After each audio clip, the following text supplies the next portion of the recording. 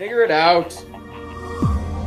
Hello, this is Adam Koralik from Figured Out Productions. The following video is a video of some kind, and I hope you enjoy it.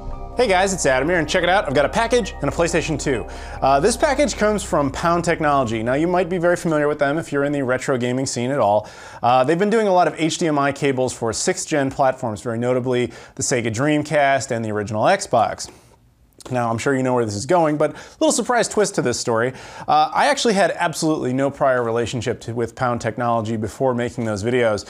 And what happened was that they saw my Dreamcast video in particular and basically just invited me to try it again, basically saying like, look, that was our revision 1. We have a revision 2 that addresses some of these updates, and we'd like it if you would take a look at it. And while I was talking to them, they also said, we have another thing if you want it, so let's take a look at what that is.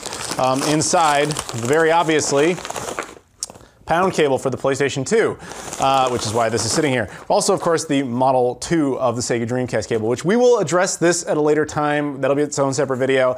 But once again, thank you to Pound for sending these along their way. The other thing I'd like to say is if you want to buy this or any other of these previous cables or any other thing in general, highly recommend you go to Castlemania Games and check them out. I'll put a link in the description. They had nothing to do with this video. I'm just saying, if you want to get them, it's a great place to do it. Ryan's an awesome guy. Support him.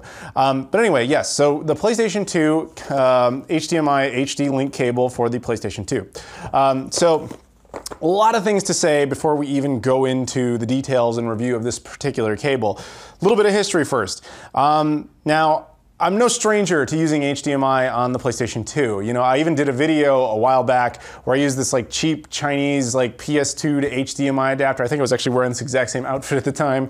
I have like 4 shirts, guys. And of course I have a PlayStation 3, the original model that allows you to use HDMI output that way. But obviously, it would be very nice to have a better solution to that type of thing. Enter Pound. Now, when I talked to them, they wanted to make it very clear to me that their mission statement, which was pretty obvious, but I guess I hadn't been as clear about it, was that they want to give you an affordable and convenient option when it comes to your retro gaming experiences. To use them, basically just take the console, plug their cable in on your modern TV and have it work. Now, to be honest with you, that doesn't, of course, always mean it's going to become a great item. And it was kind of the case I was making was you can have something cheap, convenient, and easy to use, etc. And that's what they're going for. You can also have the high-end thing that might be more complicated and will offer a better result, but is expensive and hard to use, etc. So they're aiming more on that side of convenient and cheap. And so I want to make that very clear to everybody. This is probably very easy and convenient to use, but doesn't automatically mean it's going to be the best way to get video out of your PlayStation 2. We'll have to go into that later. But just keep in mind, that's the general message that Pound has, and I want to be fair to them because rating their stuff against the creme de la creme is not really necessarily fair when their stuff is substantially cheaper for a reason. So I want to make sure that statement is very clear. Now, moving on. Obviously, they were going to tackle the PS2 because the PS2, highest selling console of all time, and people would love to be able to use it on a modern television. Here's where this gets a little complicated, my lovelies.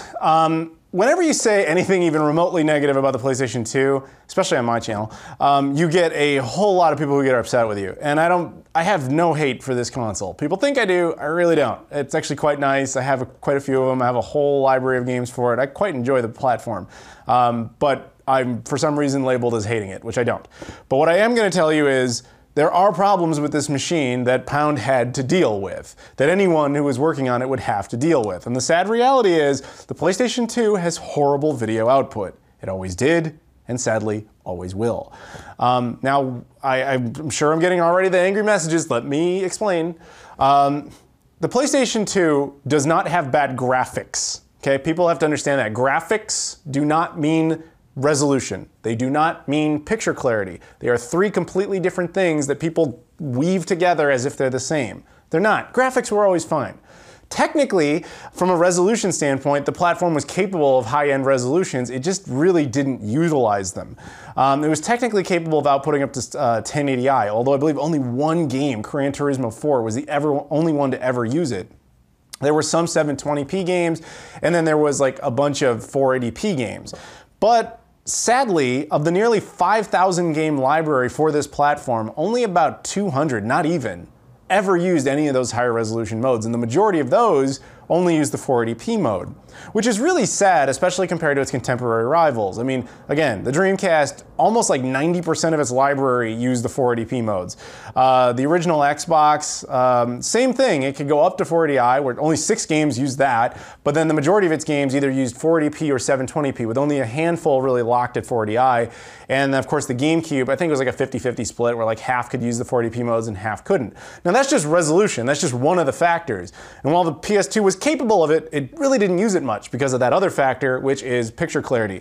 The picture clarity was never good. Even in the games that did support the higher resolution modes, it still wasn't really that good. It was just better, but less bad would be a great way to describe it. I know we all have these great memories of the PlayStation 2 blowing us away, but because it did back in the day on CRTs, but of the 4, it was the one that was future-proofed the least. It's just how it is. I'm sorry, it's just true. And that's evident within this cable and within all the problems everyone has trying to use it now. So the thing is, when it comes to the PlayStation 2 and wanting to make these cables, Pound had 2 choices. They could either do what say that cheapo Chinese cable thing I described before did, which that thing, all it did was it tapped into the component signal of the console and just passed that along. Now, the benefits of that would mean you get to use the component modes, which would include the higher resolution modes in the handful of games where it supported it. The disadvantage, though, is while I'm sure everyone knows it played PlayStation 2 games, they also know it played PlayStation 1 games. And PS1 games, quite simply, can't run with component cables. The console never offers you any sort of error message about this. All that will happen is if you have a PS1 game in the PS2 when your component cables are set up, is I believe you'll just get audio and no video. And you won't really know why, unless you look it up and find out, oh, it just doesn't work. So they had a choice. They could have made component equivalency cables that would have taken that, allowing you to use the higher resolution modes in those 200 or so odd games that exist, but would completely cut off the PlayStation 1 library. The alternative was to tap into the RGB mode of the console, which was basically how it usually ran, except instead of being further degraded by S-video or composite or even RF, it would just go with a straight pass-through of RGB. Now, doing that allowed you to be able to make a cable that supported all PlayStation 1 games that work on the PS2 anyway, plus the cable itself will actually work on a PlayStation 1. So they basically had that trade-off. Either you get all the PS1 support, or you have the progressive scan support on the 200 or so odd games that could work. You can't have both, you can only have one. And they decided to give you the greater game library. Now, one could argue that you could theoretically make another cable that gives you the option to switch between both or something like that, but then you lose focus of their original message, which is to have a cable that's convenient and cheap and just plugs in and just works. So with all that in mind, we of course want to see how this thing actually fares. Now, just looking at it, another thing I can tell you about it is that it claims to upscale to 720p, which is going to be technically true. But you need to understand something about the PlayStation 2. Again, much like that's a huge improvement, by the way. Over that cheapo Chinese one I was talking about before, that thing just took a straight 480i component signal and passed it through. Now, the reason that's bad is because most TVs and monitors cannot support 480i coming through an HDMI input. They'll basically get an error message and won't display anything. If you have one of those monitors, you're fine, the ones that work, but the majority of the time it doesn't. So they had to deal with that problem, which was, yeah, we want our thing to plug in and work, but that's going to be a huge issue when most TV and monitors will not be able to support 480i coming off the console. Oops, what do? You have to build in an upscaler. So I believe this is the first time any Pound cable actually has included any sort of upscaler in it. And what they decided to do is just have it upscale to 720p. Now that might sound like, oh, awesome, the games run in 720p, so they're all in high def now. No, well, it's got a built-in upscaler. All it basically does is rewrite the image to a bigger resolution so your TV will understand it. That's it. It's not natively running in high definition or anything like that. That's not possible. It's just going to be able to work, which again is their mission statement. That actually also means if there was a PlayStation 2 game that natively supported 720p and you connected to this cable, you might think, oh cool, then it's just going to pass that along. No. As I said before, you have to run this in RGB mode, which means a game that runs 720p will have to be downscaled back to RGB and run in 480i to be upscaled again through this cable, which means it's not a clean, correct pass-through of the image, it's just a wave, is the best way I guess I can describe it. These are not negatives about the cable. I want to make that very clear. I'm not shitting on this thing. It's not its fault. It has to work within certain hardware limitations. It's just how it is. So that said, let's take a look at the actual cable now that hopefully everybody's up to speed. One thing that I know that they tell you to do before you even open this is your PlayStation 2. You might have it set to component mode when you first get it, and you have to switch that to RGB. The way you'll know immediately is if you plug it in with this cable and you just get like, you see the PS2 dashboard, but it's running in green, that means it's running wrong. You have to switch it over to the RGB mode. Once you have it in that, then everything should work. But let's take a look at the cable itself. Now here's the box, obviously, opening it up inside, and you get a couple of little bags. Now this includes a Ziploc bag with just a standard HDMI cable in it, and then you have the magical item here, the actual PS2 interface device. You actually have, for the first time, a third cable. Now this third cable is actually a USB cable. And then you have the device itself. Now taking a look at the device itself, it looks obviously very similar to the original Xbox version and of course the Revision 2 Dreamcast one, which again I have sitting right here. This is interesting. I like this because one of my complaints about at least the first Dreamcast version was that the HDMI output was hardwired, which I didn't like because in the event that it breaks, you can't replace that, and you can't connect things like the MCable to it. This one allows you to do that. So if this cable you didn't like this one for any reason, or you wanted a longer one, or if this half of it broke or something like that, you can swap it out and easily fix that problem. And again, you can connect the MCable to it, and we're gonna test that later and see what kind of additional benefits might come from it. That's cool. The other thing it has is a USB port on the side. Now the original Xbox version of this, at least Revision 2, had one of those as well. Now the purpose in the original Xbox one was optional. You didn't have to use it. It was only there in the event that you had a later edition of the original Xbox that required additional power to be sent to this thing so that the cable could run. It was not mandatory. In the case of the PlayStation 2, it is mandatory, and that's because it has that upscaler in there that it has to provide additional power for. Now, fortunately, Sony actually solved that problem for you because it comes with this micro USB cable, and all PlayStation 2s come stock with USB ports on them, even though I think they're like 1.1 ports. I think some of them are 1.0, and I think some of the very late ones are like 1.0. Supposedly there's a 2.0 model, although I'm not sure about that. But if that's the case, it doesn't really matter. It's just providing electrical energy. So you just basically plug this all together, and there you go. You'll be running your PlayStation 2 in via this cable. Now, in the case of the PS1, that would be a little bit more annoying because you'd have to find some sort of external USB power supply, but yeah, that's what you would need. Now, we're not going to focus on the PS1 in this. I'll show some PS1 games running on the PlayStation 2, but having it run on the original PS1, it does. We know it does. All right, so I've been using this thing for a while, and it's time for final thoughts. I got quite a lot to say, I think. But basically, long story short, I like this thing in certain contexts. In some contexts, it's great. Some additional things it has is amazing. But in one key area, it's kind of eh. Now that said, it sure as shit kills its competition. This is that crappy PS2 to HDMI thing I was talking about before. This thing sucks. But this thing does not suck. It just has quirks, as I largely talked about before. But having used it now, let's go into it. So the best thing I can say about this device is its ability to use the PlayStation 1. Now that I originally kind of treated more as a bonus feature. Like that would be nice, but whatever, I want to focus more on the PS2.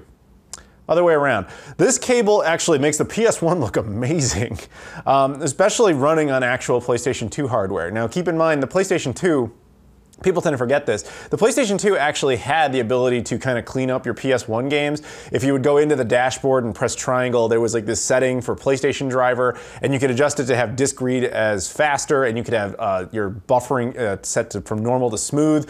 Usually I would go to the smooth buffering, but leave the read speed the same. Anyway, so you have that, plus the additional benefits of the cable. So it was actually really impressive how good it looked. Like, I'll give you a great sense of it here.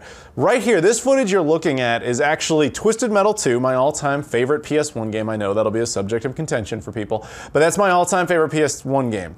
This is it running on the PlayStation 3, running through the PlayStation 3's emulator. Now that should theoretically look the best, right? I mean, aside from like PC emulation or whatever, but from a console perspective, it should look the best. And it looks good, but here is the game actually running with the Pound cable through just a stock HDMI cable. Now granted, this isn't the same clip, but it's just a demo of Twisted Metal 2.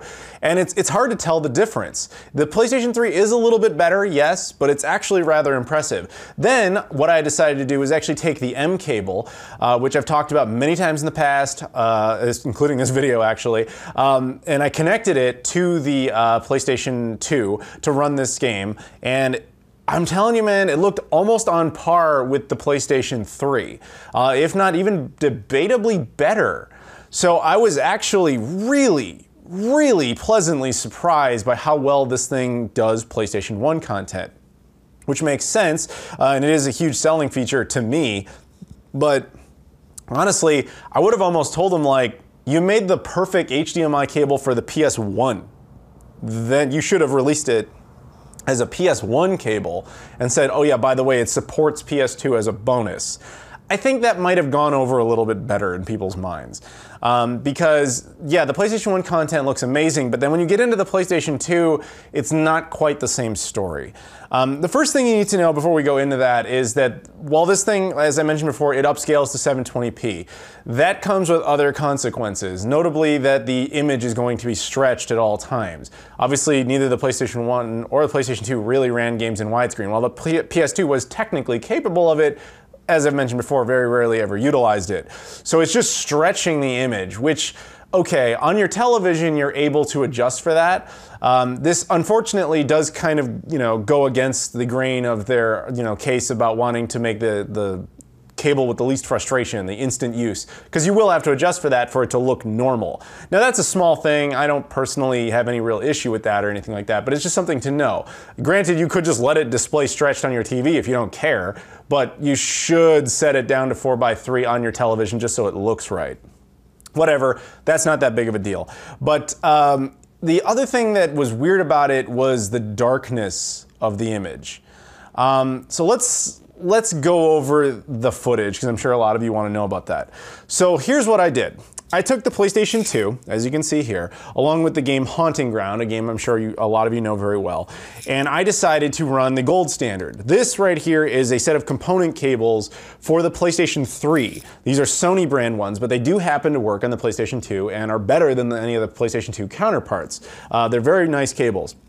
So I ran this on the PlayStation 2 with Haunting Ground. This is the gold standard. This is what Sony said, this is what it's supposed to look like. So I went ahead and I ran Haunting Ground, which you can see here. Now this footage of Haunting Ground is the game running through component at 480i.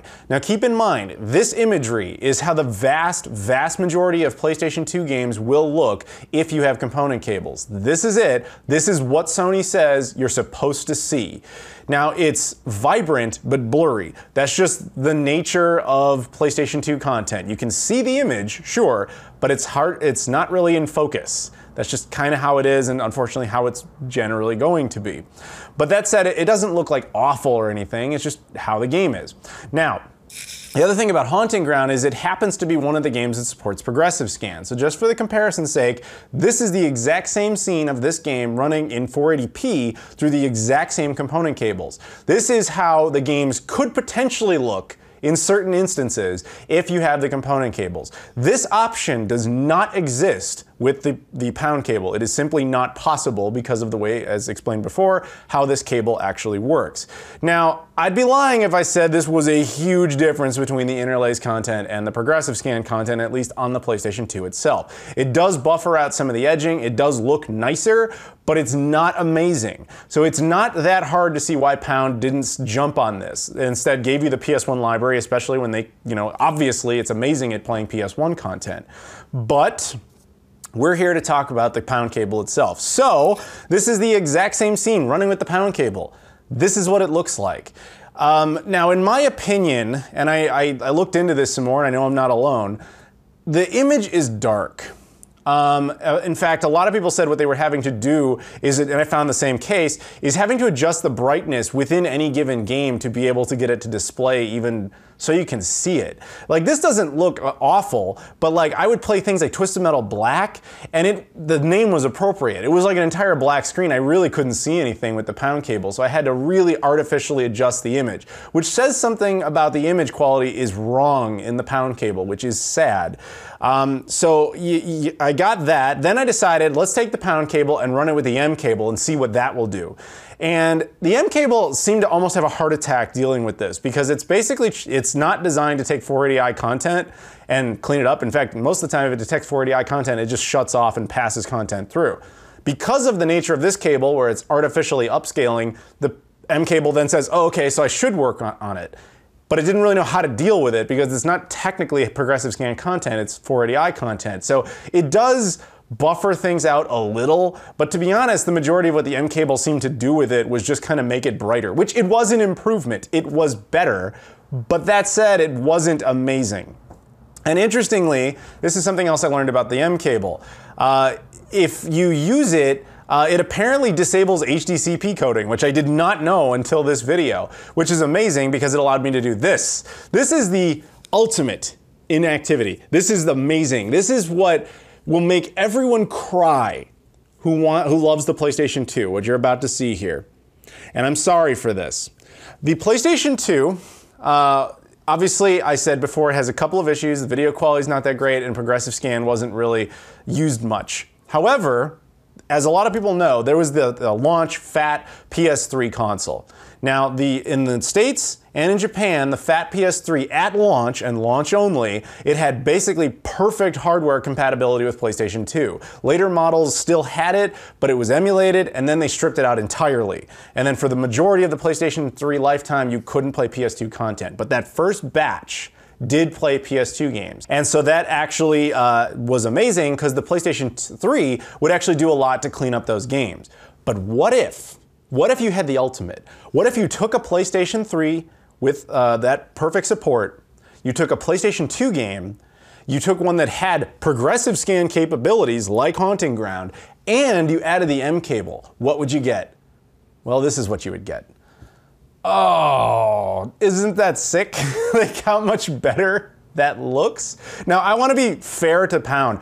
I am not, for any sense of, in any way, saying that their cable should look like this. It can't. It's limited by the hardware of the PlayStation 2.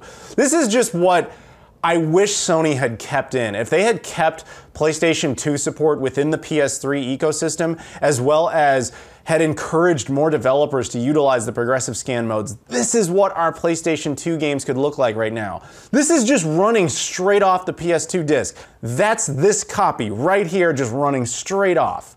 And it could look this good, but sadly, this is the exception, not the rule. The majority of games are unfortunately going to look like this.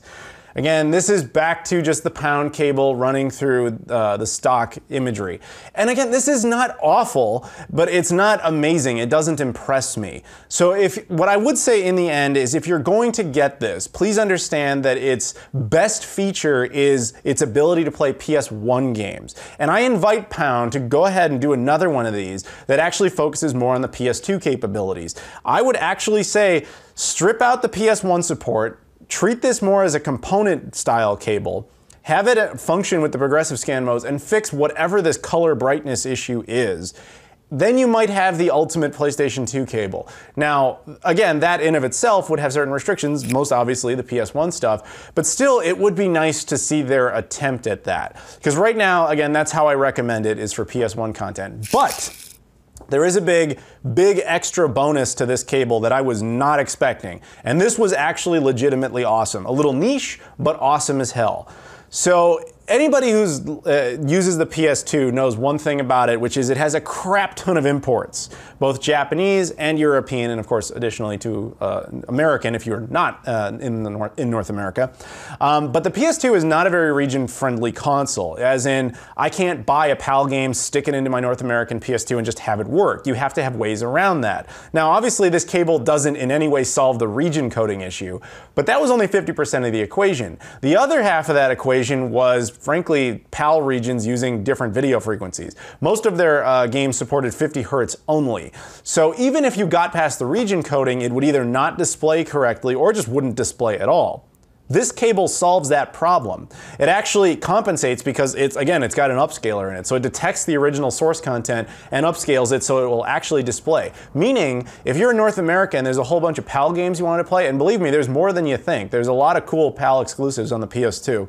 A lot of Japanese games that were really good that actually got full English translations, but only in Europe, are available to you. And because of this cable, you can actually now play them, provided you still have another way around the actual region coding. So that's awesome. And I gotta give them a huge props for that, because that's amazing, because until now, the other ways to do it were very wonky, but this is just, bam, it just works. And I like that, and that goes with their mission statement. So I congratulate them on that. So if you guys are interested in this cable or anything else, Castlemania Games, I'll put a link in the description. Again, you can pick this up there. Thank you to Pound Technology for sending this in. Thank you guys very much for watching, and I'll see you all later.